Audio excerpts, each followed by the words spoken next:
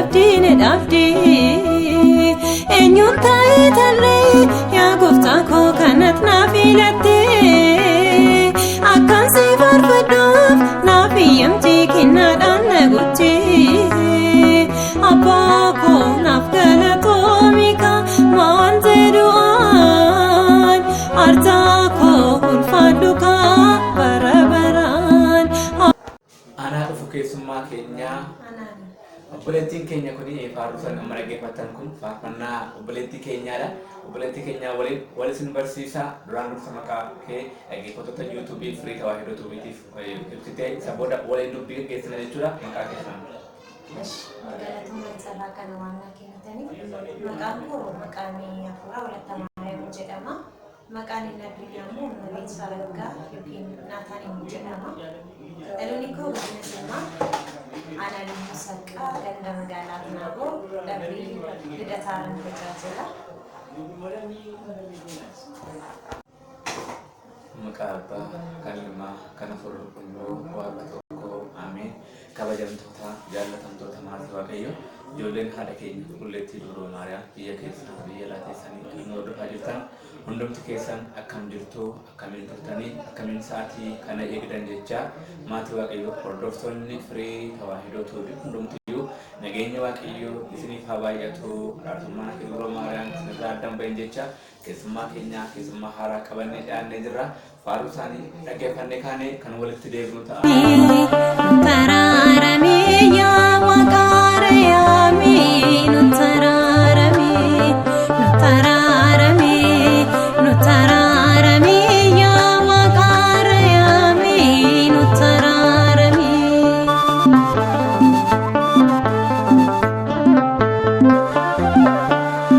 Nu taraaramee yaa mootii nageenyaa nu taraaramee nu taraaramee nu toosii kadhannaa nu taraaramee nu taraaramee.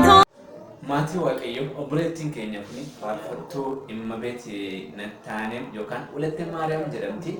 Faaruu ajaa'ibaa bifa adda addaatiin afaan Oromootiinis afaan Amaaraatiinis qabattee kan dhiyaattee jirtudha. Obboleettii keenya kana gaaffii muraasaan gaafadha jechuudha. Waaqayyo walumaan nu gargaaru jecha obboleettii keenya Walatta Maariyaam faaruu ati hojjette yeroo dhiyeenyaatti keessaa ani eenyu ta'eetanii kan jedhu tokko jira. Faarucha irratti mee ceessa lammaffaa irratti kan jette ni jira jechuudha.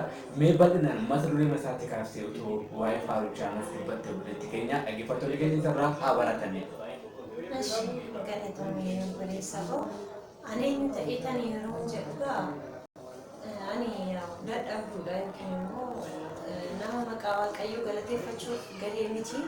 Waaqayyo jechuun qulqulloonni samii sa'aatii 24 qulqulluu jecha kan galateeffatanidha. Kanaaf immoo ani cubbamtuun biyya lafaarra jiraadhu kun maqaa Waaqayyoo isa qulqulluu ta'e galateeffachuun anaaf hin malu yeroo jedhu xiqqummaa koo kan mul'isudha jechuudha. Kanaaf ani hin malu kabaja isaatiif faaruu isa faarsuudhaaf isa galateeffachuudhaaf ani hin malu isa jedhuudhaafanii haa ta'u malee immoo otoon akkas ofii kootiin jedhu Waaqayyo immoo akkan isa galateeffadhuuf yaada laphee koo keessanii deddeebisa jechuudha. Kanaaf isa kana ofiin mormaatan ture jechuudha yeroo faaruu kana barreessu. Ani eenyu ta'een isa galateeffadha isa jedhu sana yaada koo keessa sababaa deddeebi'uuf of tuffadhaatan jechuudha kan isa faarsu. Kanaaf maqaan isaa kan galatoome haa ta'u ani akkas ofiin jedhus inni immoo akkan isa faarfadhuuf akkan gaduuf qabummaadhaan maqaa isaa leellisuuf naaf eeyyamee naan faaruu kana barreesse kaasetii isaa hojjetamuuf naaf eeyyamee naan hojjedheera jechuudha. Tole obboleettii keenya Waaqayyoo sagalee jireenyaa si haa dhageessisu jecha faaruun kun ergaa guddaa kan qabudha dhugaa ganaa isin bira gaha maatii Waaqayyoo ani eenyu ta'eetanii abbaa koo kanarra na dhaabdee bakkan kufeetii na kaastee ol qabdee na dhaabdee namni kufe tokko abdiidhaan amantiidhaan yoo deeme akka bakka kufee ka'u ergaa guddaa qaba. Obboleettiin keenya illee asirratti waa hedduu dubbatteetti. Kanaaf maatii Waaqayyoo faaruu ishee sana waliin faarfannee mata duree isaa waliin faarfannee kaane walitti deebina. Ani eenyu ta'eetaan abbaa koo kana tas na dhaabdee bakkan kuufee jiruuti na kaastii ol qabdee na dhaabdu.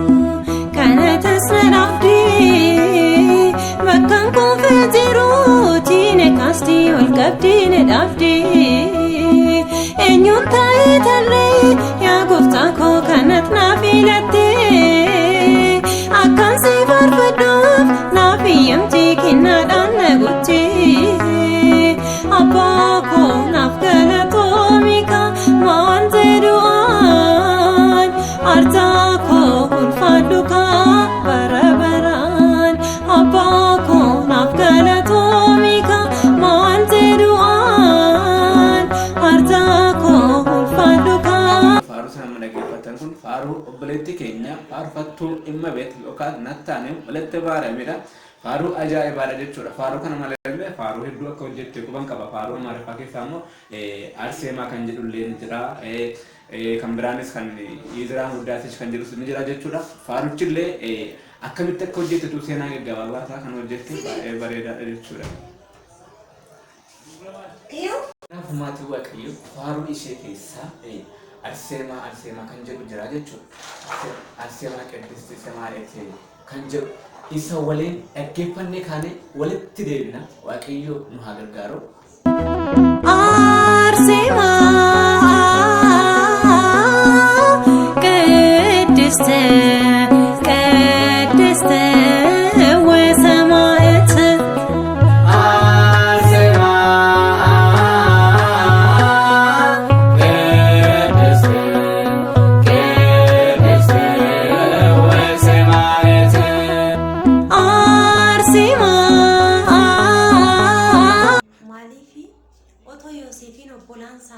Gurguruu baatanii otoo cunqursanii mana abbaa isaa keessaa baasuu baatanii Yoosef mootiin ta'u ture. Otoo gurguramuu baatee, otoo bolla bu'uu baatee, otoo mana namaatti garbummaadhaan galuu baatee Yoosef jaraaf illee abdiin hin ta'u ture. Kanaaf Waaqayyo waan kana hundaaf akeeka qaba waan ta'eedhaaf waan hunda ameen jennee fudhachuuti qabna. Akkuma Yoosef cubbuudhaan alatti waan nurra ga'u hunda ameen jennee fudhachuu qabna jechuudha.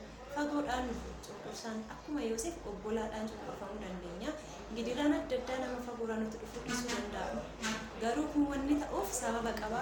Waaqayyo akeeka qaba malee kana nurraa ittisuu nurraa dhaabuu dadhabee miti jechuudha. Kanaaf galanni Waaqayyoof haa ta'u. Yoosef gurguramus biyya Gibxii keessatti deebi'ee obbolaa isaatiif illee guyyaa rakkinaatiif da'oo ta'eera jechuudha. Kanaaf Waaqayyo akeeka qaba waan ta'eef waan nuti dhufu hundasaa amiin jennee fudhachuu qabna. Dandeettii keenyaan otoo hin taane kan nuti waan dhufu fudhannu kennaa isaatiin waan ta'eedha. Waaqayyo ammoo humna keenyaan nu hin qoru akkuma humna keenyaatti nu qora waan ta'eedhaaf Waaqayyo galanni isaaf haa ta'u akeeka qaba waan ta'eef waan nuti dhufu cubbuun alatti amiin jennee fudhachuu qabna. Kana yeroo jedhu faaruu waan eenyu ta'e kan jedhu keessaa Azmaachii lammaffaa ceesisa lammaffaa irratti kan argamu sirriitti waan kana ibsa waan ta'eef al tokko nan faarfadhaa waliin faarfanna. Gargaarsa keen malee silaa ani yoonaa badiraa. Yoonaa badiraa lubbuu fooniin illee aandoo wajjin dabarfameera. Yaa gara laafisaa koo uumaa koo ati narraa dambaanee seenaa koo jijjiirtee har'as kunoo galataaf na dhaabdee. Abbaa koo naaf galatoomi maal jedhuun arjaa koo ulfaadhu bara baraan. Abbaa koo naaf galatoomi maal jedhuun arjaa koo ulfaadhu bara baraan. Ani eenyuun ta'e toon abbaa koo.